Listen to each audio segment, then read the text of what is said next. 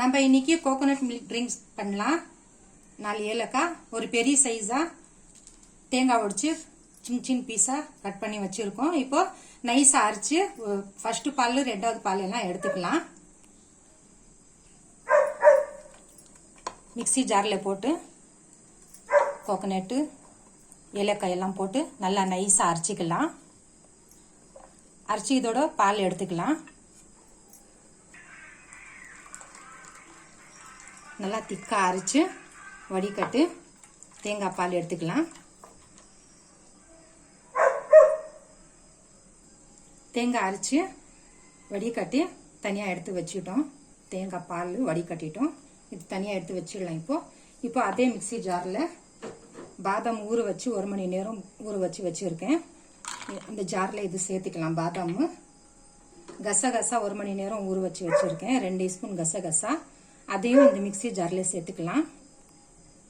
கசகசா பாதாமும் போட்டுட்டோம் ஊற வச்ச. இப்போ முந்திரி போட்டுக்கலாம். இது அரைச்சிக்கலாம். நைஸாக ஒரு பேஸ்ட் அரைச்சிக்கலாம். அதே பால் தேங்காய் பால் எடுத்து இந்த கசகசா பாதாம் திராட்சையோட சேர்த்து அரைச்சிக்கலாம். பாதாம் திராட்சை கசகசா அரைச்ச பேஸ்ட்டு ஊற வச்சு அரைச்ச பேஸ்ட்டு தேங்காய் பால் போட்டு அரைச்சது நைஸா ஒரு பேஸ்ட் அரைச்சோம். அதுவும் இதில் சேர்த்துக்கலாம். அரைச்ச பேஸ்ட் எல்லாம் பாதாமும் கசகசாலாம் சேர்த்துக்கிட்டோம் பேஸ்ட்டு. இப்போ தேன் சேர்த்துக்கலாம். இப்போ மில்க் மேட் சேர்த்துக்கலாம். ருசிக்கு தகுந்த மாதிரி மில்க் மேட் சேர்த்துக்கலாம். இப்போ தேன் மில்க் மேடு பாதாம் பேஸ்ட் எல்லாம் கரைச்சி விட்டுக்கலாம். நல்லா மிக்ஸ் பண்ணலாம். இப்போ நல்லா திக்கா அரைச்சி இருக்கும் தேங்காய் பால். இப்போ எல்லாம் மிக்ஸ் பண்ண தேங்காய் பால் ஒரு பவுலுக்கு மாற்றிக்கலாம்.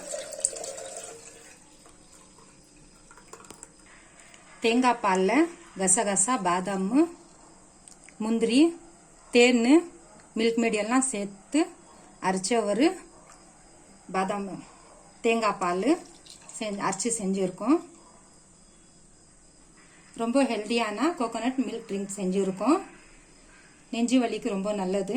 வாயில் புண்ணு வயிற்றுல புண்ணு எல்லாம் இருந்தால் ரொம்ப சீக்கிரம் நல்லா ஆகும். சின்ன குழந்தைகள் பெரிய வயசானவங்களுக்கு எல்லாம் தரலாம். இது மில்க் ட்ரிங்க்கு செஞ்சு பாருங்க. பிடிச்சிருந்தா லைக் சப்ஸ்கிரைப் பண்ணுங்க.